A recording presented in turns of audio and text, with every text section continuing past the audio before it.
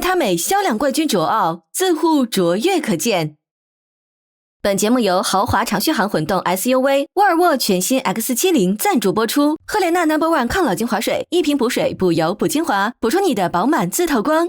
每周2、12点，会员抢先看职场辩论脱口秀，老板别听。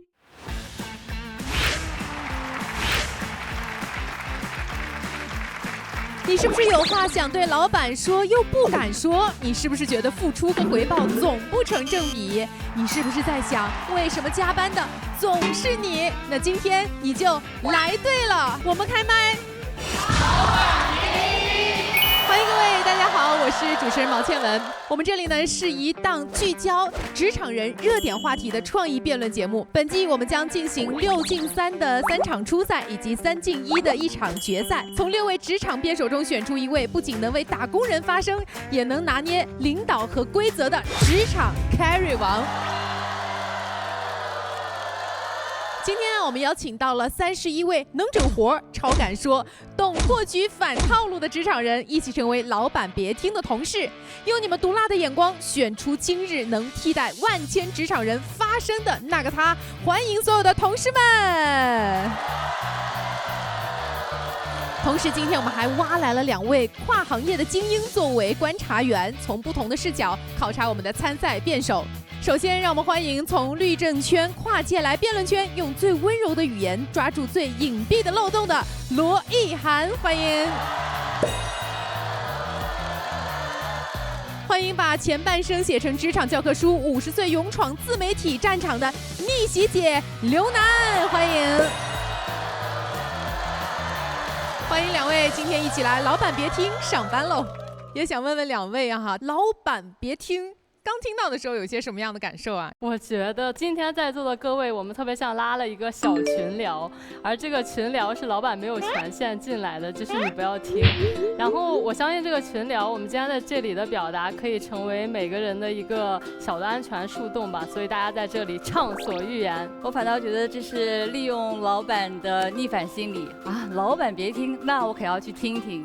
不过我觉得老板真的应该听听，因为他在这里可能会收到一个真话盲盒，或者收到职场避坑指南。所以如果他们能够听听大家的心声，我觉得就减少了很多这种沟通的成本。或许事情都摊在桌面上啊，我们团队的战斗力也就提升了。所以老板们快来听，快来听！哇，有这么善解人意的老板多好啊，是不是？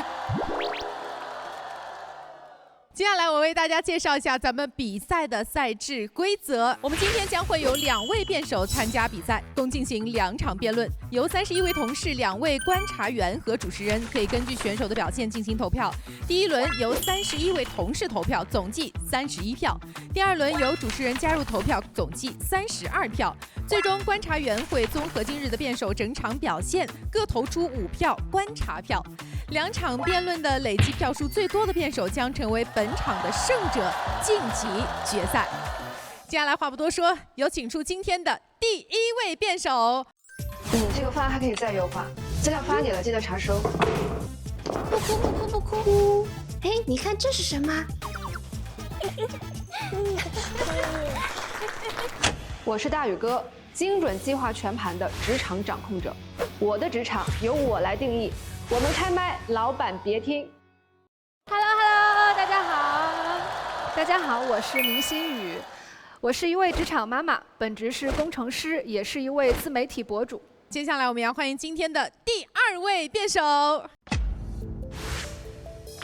我是席瑞，纵横职场，你的首席提问官，专治各种想当然。我们开麦，老板别听。Hello， 大家好，大家好。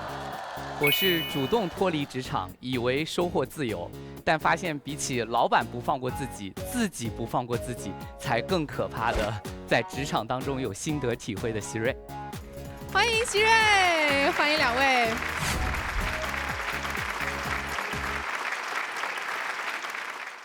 不知道大家还记不记得第1次闯荡这个职场的新手村，那个时候没装备，没人带，全凭自己 solo 啊！所以我们的辩论第1轮将是1v1的比赛，期待一下你们的第1道辩题是什么？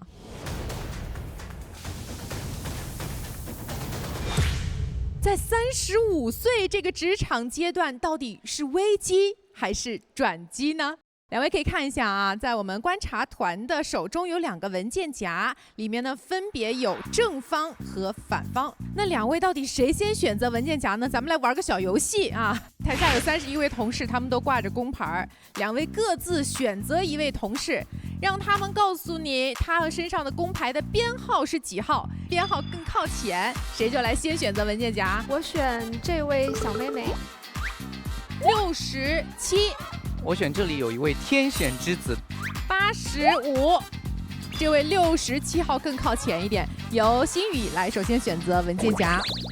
那我就选楠姐吧。好，来我们看看刘楠手中的是反方危机，吉瑞选择的就是怡涵手中正方转机。接下来呢，由反方心雨来选择先后手。那我就先来吧。那么你将先开先杠后解。喜瑞，今天你是后开后杠先解。接下来31位同事们，到了你们选择的时刻了。如果你觉得你更支持正方，请移动您的座位坐到红色背板前方；如果您觉得这道题您更支持反方，请移动座位坐到蓝色背板前方。两边都有很多人选择啊，为什么选择是危机呢？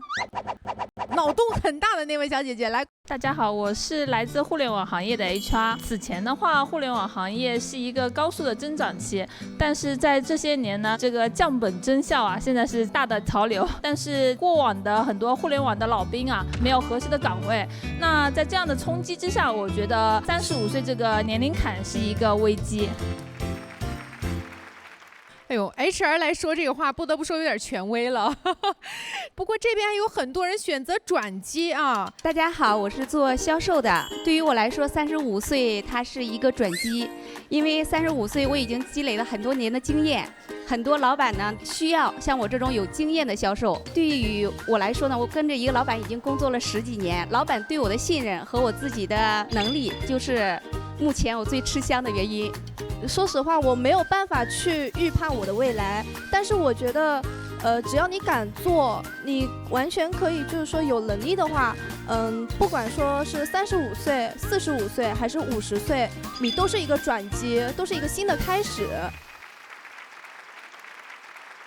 谢谢你，我们也需要这样子的冲劲儿。接下来就由辩台上的我们2位辩手来发表你们的观点了，有请工作人员上杠台，辩论马上开启。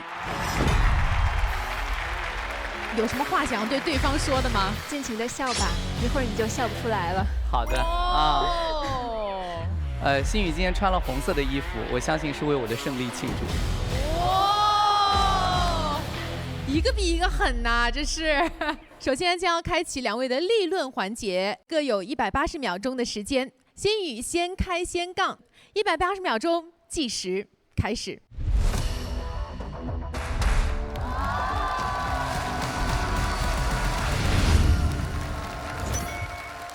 作为正处在这个年龄段的职业女性，我必须要说，35岁的职场阶段绝对是一场结构性危机。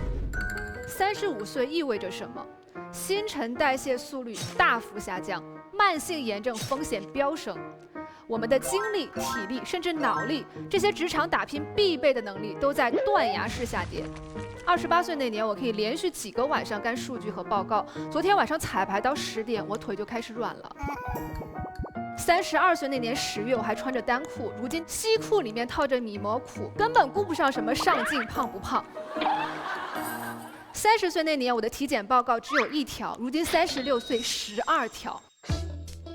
各位35加的观众朋友们，这些苦楚，他们20来岁的人不会懂的呀。35岁的职场人还面临着巨大的价值重置危机。要知道，一个35岁的员工成本可以招2到3名应届生。你觉得自己有资历，不再是廉价的牛马。在老板的眼中，你是低性价比的老牛老马，是急需要被优化的负资产。有人会说，哎，你可以转型啊，也可以创业呀。说得轻巧。35岁的我们，上有老下有小，要还贷，要育儿，要养老，容错率极低。所谓的转机，对绝大多数没有资源和积累的普通人，就是一种傲慢的奢侈。其实今天我们探讨这个辩题本身，不恰恰说明了35岁危机是生物学、社会学乃至经济学的客观规律吗？要么怎么不说25岁，怎么不说65岁？35岁危机是系统给我们亮出的一张红牌，这不是贩卖焦虑，而是陈述一个正在发生的客观事实。谢谢，谢谢心雨。接下来来到席瑞的立论环节，180秒计时开始。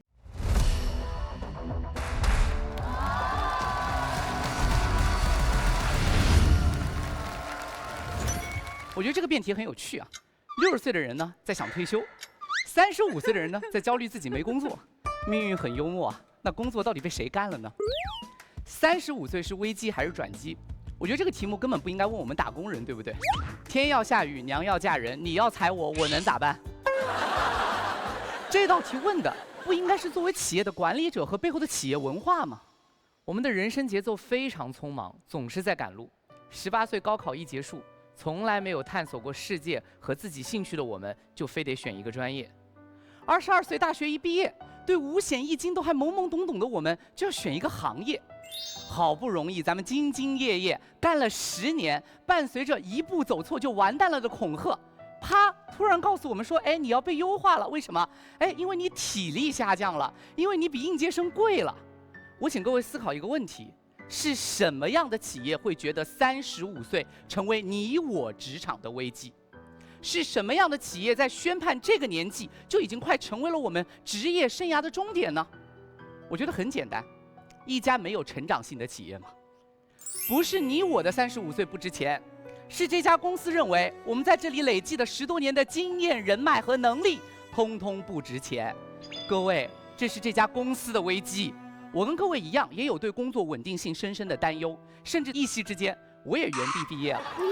但是，我们要不要把生活当中的每次变动都理解成危机？因为行业的快速变化和迭代是未来必然的经济规律。当变化出现，稳定被打破，我觉得转机这个词意味着我们有一个开放的心态。各位，人生不是只有向上或者向下，还可以向左或者向右。转机的背后藏着是我们背后那一点坚定的相信，相信会让我们发现小路、侧路、岔路。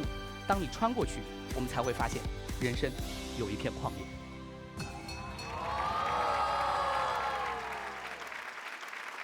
特别想跟你们聊聊。首先，遗憾，虽然没有到这个年纪，但我觉得你应该有过对这个年纪的展望，对不对？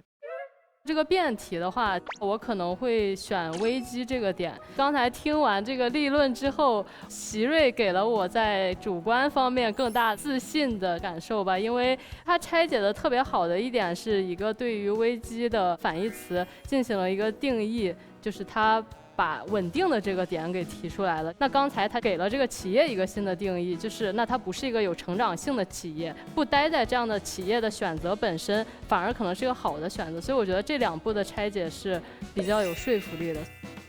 强调一下，今年50岁，刚才谈到12个健康指标，马上打动我了，因为我上个礼拜刚刚做完体检，恰好也是12个健康指标。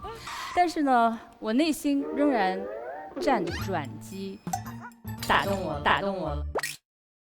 因为我觉得当35岁的时候，我们更成熟了，思路就变得清晰了，我们的目标也就变得更明确了。好，行动就来了。无论什么时候，转机处处都在，你都可以获得你未来想要的那个。但是当然，你需要时间和行动去 build up。要到了非常紧张刺激的开杠环节了，2位各有90秒钟的发言时间，先开先杠，所以由心雨先杠，由席瑞后杠，计时开始。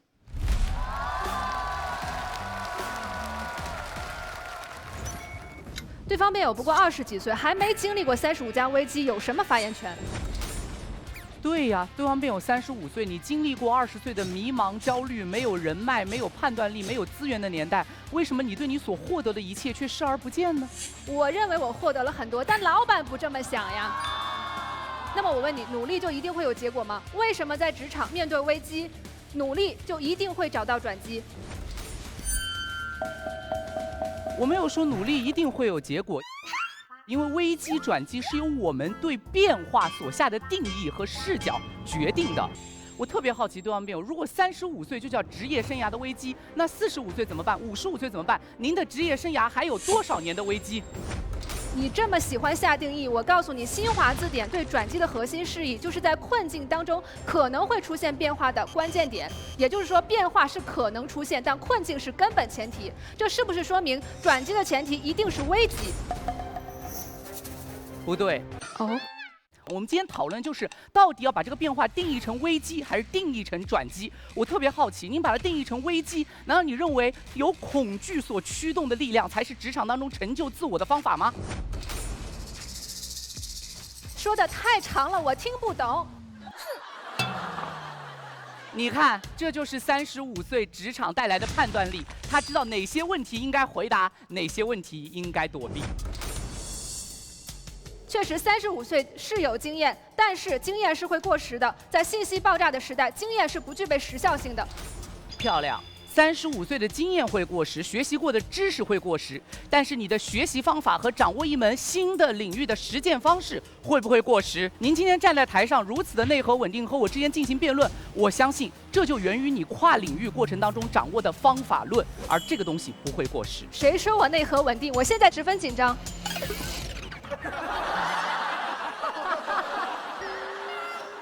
实在是不知道说什么好，脑子已经荡掉了。遭遇了席瑞老师，就是我35岁最大的危机。我想学习，我没有时间和精力；我不学习，我就会被淘汰。这难道不是一种危机吗？我们客观比较一下，到底是年轻人更有时间学习，还是35岁你的事情都安定了更有可能学习？20多岁年轻人在职场遇到第一个危机叫生存危机，是把我收入当中更多的2000块钱花在房租上，还是花在通勤上？如果每天的通勤在大城市需要2到3个小时，年轻人拿什么学？你知道35岁有没有这个时间和精力？在座的每一位都可以回答我。我特别佩服你，心宇，能把孩子照顾得这么好，还能把职场工作注意得这么好，还能来这里辩论，说明你是一个有责任、会管理时间，而且有冲劲的女性。我背后流的泪、流的血会告诉你吗？况且，你是用极少数成功者的转机掩盖绝大多数普通人的现实挣扎，这难道不是一种幸存者偏差，一种成功者、幸运者的傲慢吗？好。这就是我要跟各位聊的。今天我们改变的并不是什么幸存者偏差，我们真正要改变的是那个偏见。时间到，谢谢2位非常激烈的开杠环节。接下来2位平复心情，我们将开启你们的结辩环节。2个人各有120秒钟的时间，先开先杠后结，所以由席瑞先行结辩。席瑞的结辩环节计时开始。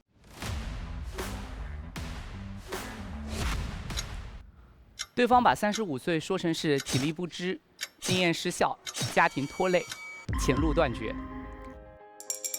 人生是一场马拉松，又不是一场100米冲刺。35岁至多是人生的10点半，为什么这么着急就要宣判自己的职场终点？处处危机即转机。想想我们此刻的状态，对现状不满，但是又对未来恐惧，困在当下，止步不前。如果我真的被裁了，我也不愿意把这定义成我人生的危机，因为在我失去了旧有剧本的同时，我也获得了解放。我终于也有可能放手一搏，探索一直以来被遗忘的路。多少柳暗花明，只因山穷水尽。一念之间，也许是一次侧目，也许是一场回头。这便是我最后想跟大家分享的：真正的转机，不是命运的施舍，而是视角的转化。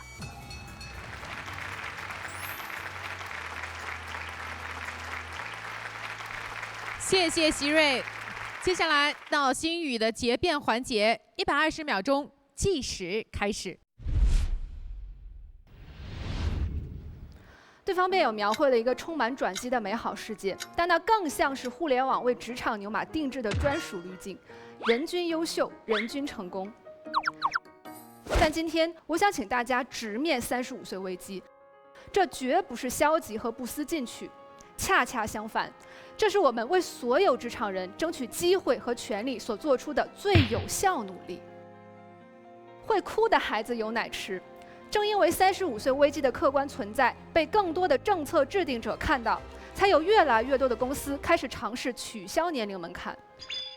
我34岁那年，5个月之内失去了3位至亲，遭遇合伙人的背刺，经历了一场大手术。我以为会触底反弹，迎来转机，但实际上我只是学会了接受现实，照常上班下班，睁眼闭眼。我逐渐明白了一件事，那就是人生无法控制。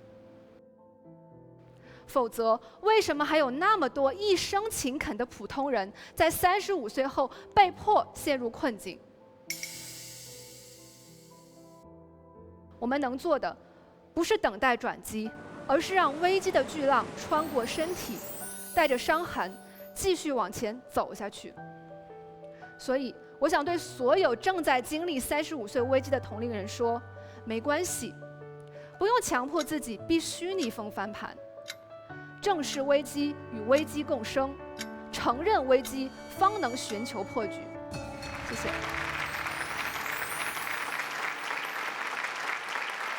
谢。谢谢星宇。到此呢，我们的第1场的辩论就要落幕了。接下来，现场的31位同事们，到了你们选择的时刻了。如果你在刚才的这场辩论中觉得席瑞的辩论更得你心，那么代表你支持正方，请将你手中的红色方块投入到席瑞前方的亚克力桶中。如果你觉得刚才星宇的辩论你更加支持，那么请拿起你手中的蓝色方块投入到星宇面前的亚克力桶中。接下来，各位同事们做出你们的选择吧。成长是伴随阳光和波澜的一步步。爱他美销量冠军卓奥9:1自护益生元设计，快速激发，5天看见99%黄金效果，卓奥自护卓越可见。红色是席瑞啊，投到他面前；蓝色是星宇啊，投到星宇面前，不要投错了，大家啊。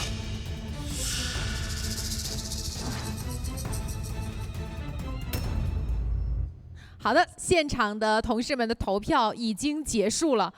哇哦，我们可以看到，在第1轮的投票中，支持星宇的票数好像肉眼可见的更多一些啊。不过没关系，那目前呢只是我们的第1轮。其实我很意外，还有点窃喜吧，可能是天然持方的问题。35岁以上确实可能面对的危机是一个客观的一个事实。我也会对自己的未来和职业的长期发展有小小的担忧和怀疑，因为我们都对明天有期待，但是我们对此刻都还存有焦虑。那么第1轮的投票到这里就要落幕了，接下来呢，进入到2 v 2的团战期，我们要欢迎我们2位观察团的成员，选择一位你心仪的辩手和他组队，2位请选择。那我要迅速一点抢。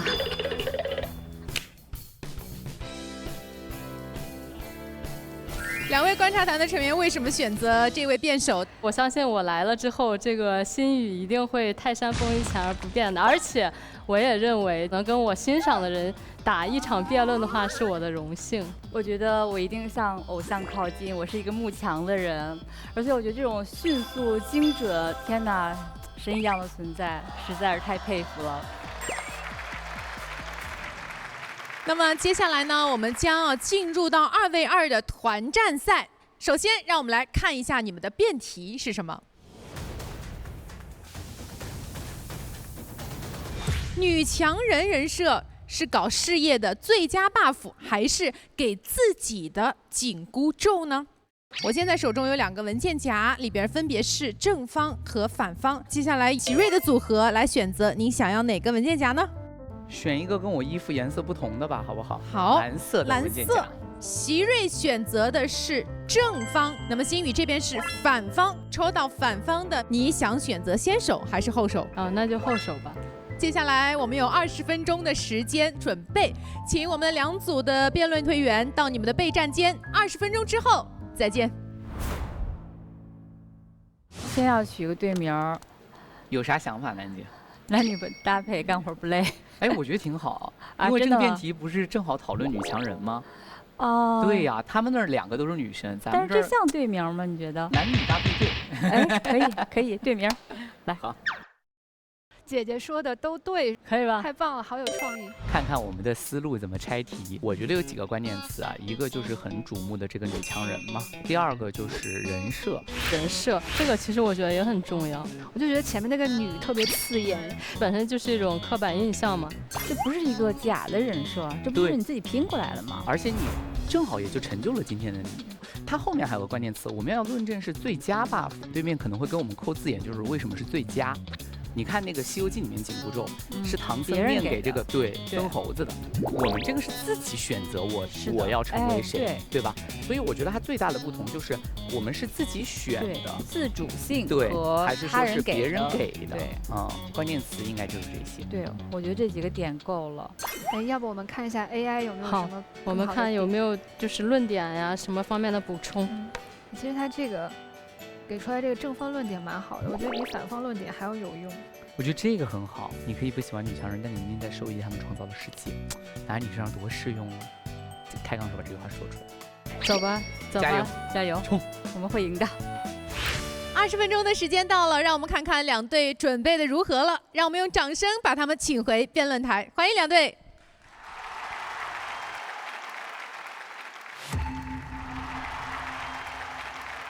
欢迎回来啊！2队刚才也是准备的热火朝天，有没有起一个炸裂的队名呢？我们队伍特别简单，就叫男女搭配队，男女搭配辩论不累。哎，这个好啊！我们叫姐姐说的都对，一语中的，爱咋地。接下来到了2队的立论环节，你们第1轮呢立论有120秒钟的时间，由男女搭配队进行先立论，120秒钟。计时开始。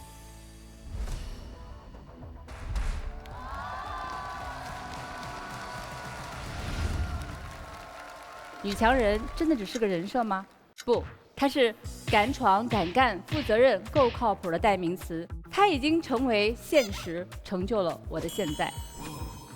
这个题目我知道很多人看到会有个疑问：立人设嘛？你又不是明星，搞什么人设？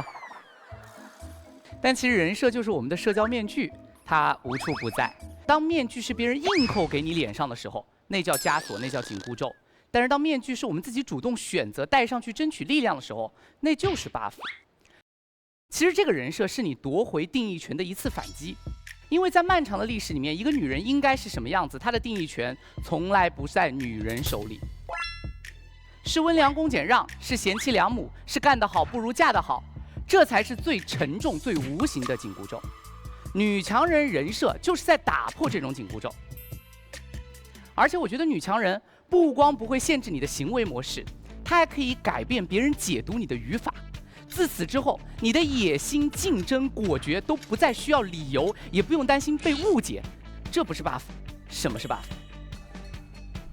谢谢。接下来让我们有请姐姐说的都对进行立论环节。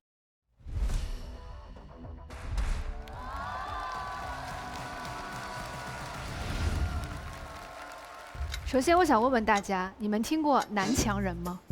青年企业家席瑞，我是著名的男强人。没有这么说的吧？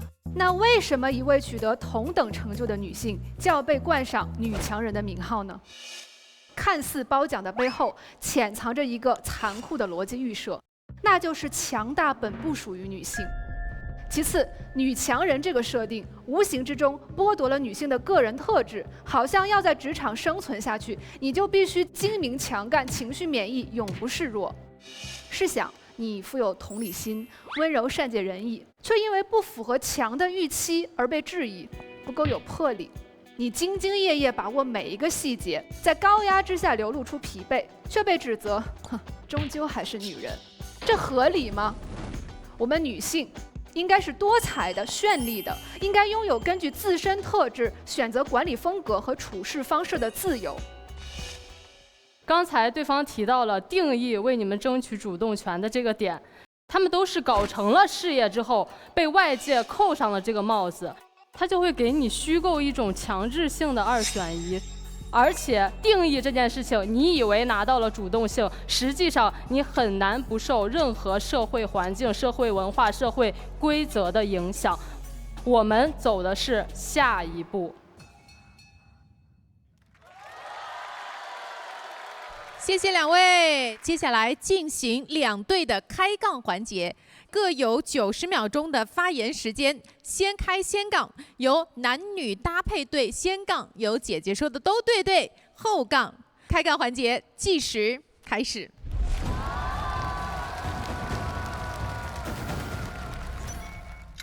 职场不立女强人人设，难道要立乖乖女人设吗？职场当然可以立各种各样的人设，为什么要立女强人人设？我跟你讲，当社会的偏见存在，就必须需要相对应的面具来打破和覆盖它。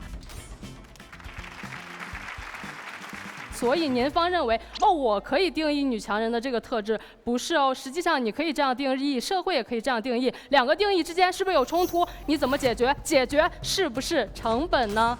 很好。定义有冲突，更应该明白自己想要成为谁，而不是因为社会的认知和我的认知有冲突，所以我就要放弃成为自己想要的样子，和从此拒绝对自己有进一步的想象。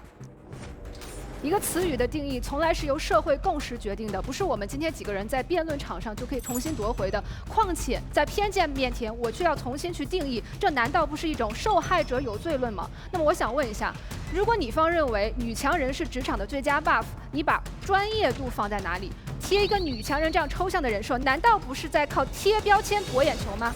哎，有意思，专业为什么不是强的组成部分？你发现没？定义权的核心是谁来定义？我特别好奇，在职场上没有女强人人设，你告诉我你在职场上要做什么？每个人都说做自己，什么是自己？做一个独立女性的人设呀？为什么独立女性等于女强人呢？为什么要加上一个强呢？你看，你理解的独立，我理解的独立，楠姐你理解的独立是一个独立吗？你干嘛给自己要定义呢？发现没？问题不出在什么是定义，问题出在是自定义还是被定义。你要这个人设，是不是要让别人能够识别这个特质？不然你把人设转化为具体人设可以给你带来的资源，就是需要额外的努力的 buff 在哪里呢？很简单，因为人设只是第一步，人设不是这道题里面的最终答案。当我们立完人设，我们可以靠30年楠姐的职场来回应我是怎么通过确立目标，一步步成就现在的自己。为什么您方认为立完人设我们就不管了呢？立完人设为什么不是我有了目标之后发愤图强的动力？偏题了，各位，我们今天讨论的是最佳 buff。你方既然已经承认了人设只是一个开始，那么最佳 buff 一定不是人设，一定永远是专业度。漂亮，他方所有的不定义，所有的叫做做自己，本质上是个很空的口号。因为对方喊的越多，你越不明白自己要什么。如果因为社会的压力和偏见，我们就放弃做自己，这才是我方最不愿意看到的。因为做自己是一种空虚的口号，而关于什么是自己，只有你自己才能得出答案。一个女强人人设难道不空虚吗？今天我走进老板的办公室，我说老板，我是女强人，你得给我加工资。我是女强人，所以这个订单得归我，可能吗？好，两队时间到，接下来我们将进入到两队的最后一个结辩环节。结辩环节，你们各有30秒钟的时间，先开先杠后结。那么将由姐姐说的都对进行先结辩，30秒钟计时开始。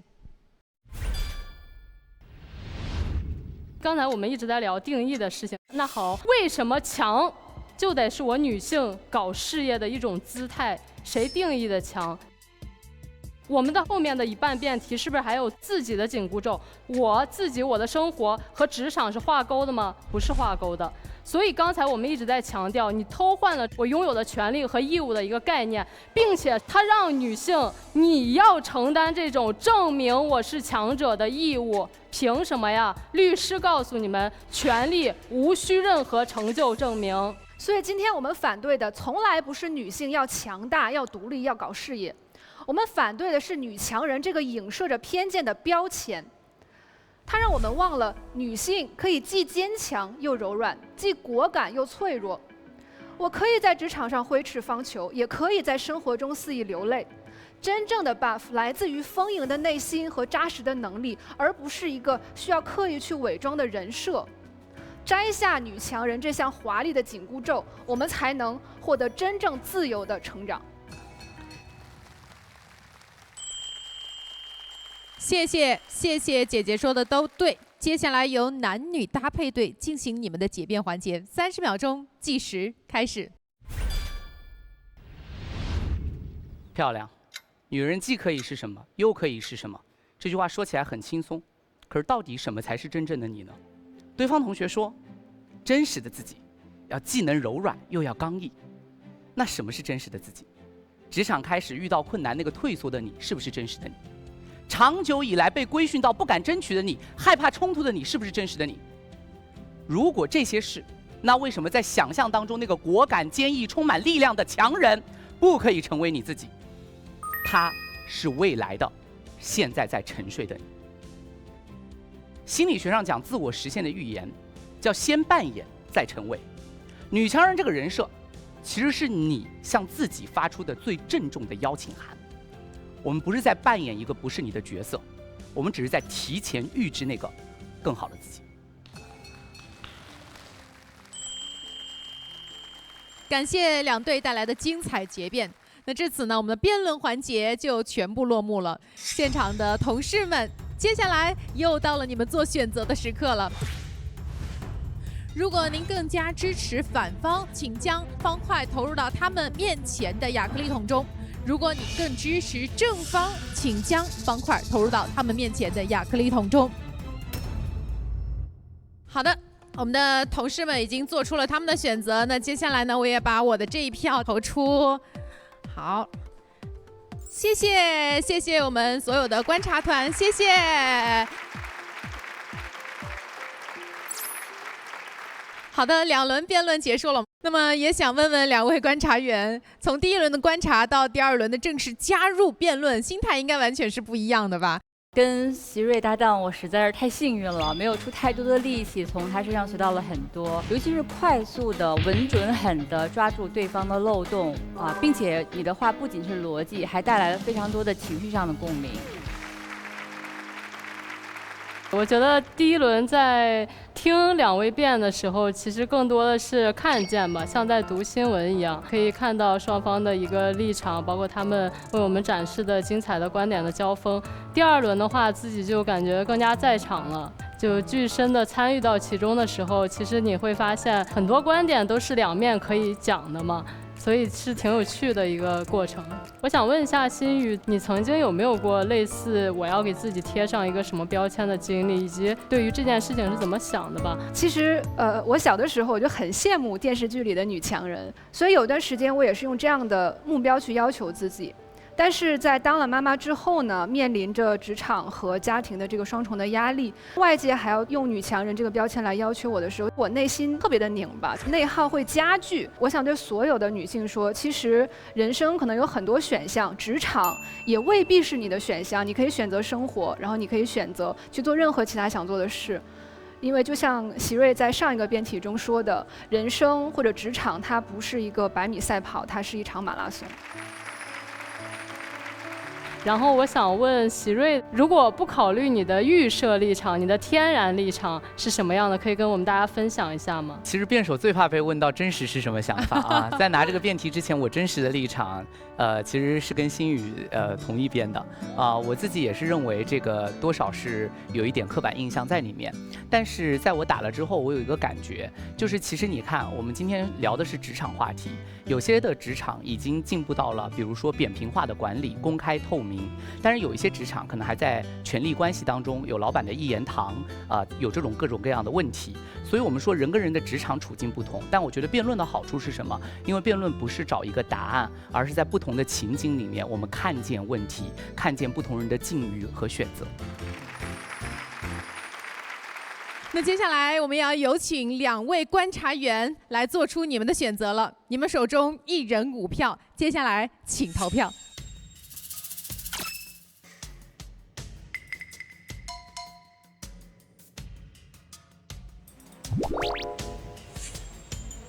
现在投票环节已经全部结束了，那我们的工作人员正在紧张的统计票数。好，票数已经统计出来了，谢谢。我要公布的是明星宇，你获得的最终票数是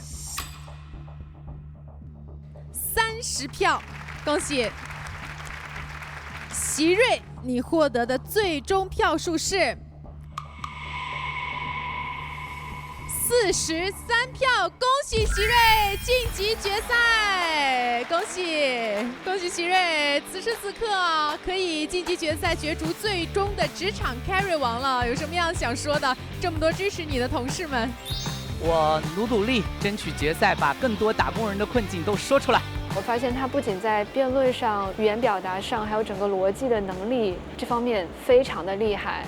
他还很有绅士风度，而且他一直在安慰我，包括下台之后，他对我说：“我觉得你是一位值得尊敬的对手。”当然也要恭喜给我们带来这么多观点，同样在让我们看到她不仅是一个优秀的职场女性，同时也是一个优秀的闪闪发光的妈妈。我们的星宇，太棒了！无论是职场上我们被贴了标签，还是35岁我们应该怎么样做选择，我们都在用自己的方式去创造价值。我始终觉得，在职场当中，我们面对各种焦虑也好，或者说面对各种困难，有时候主观的力量真的很大。所以我也一直是一个比较呼吁大家想问题、想事情都看得稍微乐观一点点的一个人。其实我觉得今天是职场的3代人在碰撞。困境是永远存在的，每一代人都会有他自己的职场困境，但是我们又如何去应对？这些经验到底在何种意义上面是能够完成互相传递？其实我来参加，包括咱们上一季节目和这一季节目，就是一种跨出舒适圈的一种行为，这不是一种危机，这可能正是每一位职场妈妈可以经历的转机。所以我想对每一位职场妈妈说，孩子不一定是阻力，我们对孩子的这份爱可以成为我们打拼职场的最佳 buff。也同时谢谢今天在场的31位的我们的同事们，也再一次恭喜席瑞。好的，同事们，我们开麦，老板别听，散会，再见啦，下期见。赫莲娜小露珠饱满水，1瓶3补。补水、补油、补精华，肌肤如露珠，饱满自透光。赫莲娜小露珠。思念大虾仁水饺，20只水饺，20只虾仁。思念大虾仁水饺，大虾仁，大满足。吃好一点，花少一点。思念虾水饺全国销量第1。我觉得我在这场比赛中可太有优势了，没有人比我更懂打工人的心理。物质满足不了你，更需要一个精神上的慰藉。你一直强调低薪，是不是你对自己的配得感是有问题的呢？其实你一直就是想攻击我没有钱或者什么之类的吗？我明白你的电视看爱奇艺就用奇异果 TV， 畅享高品质视听。对，解锁上百种追踪方式，收获成吨的快乐源泉。你的私人定制尽在爱奇艺综艺。那对他们来说确实是坑啊！今天就因为我不加班，我走了，整公司垮掉了，是不是反而恰恰说明你们公司有很大的问题呢？80后不盲从，90后不盲从，怎么到了我们00后就开始盲从了呢？最终的票数就已经在我的手中了。恭喜成功晋级！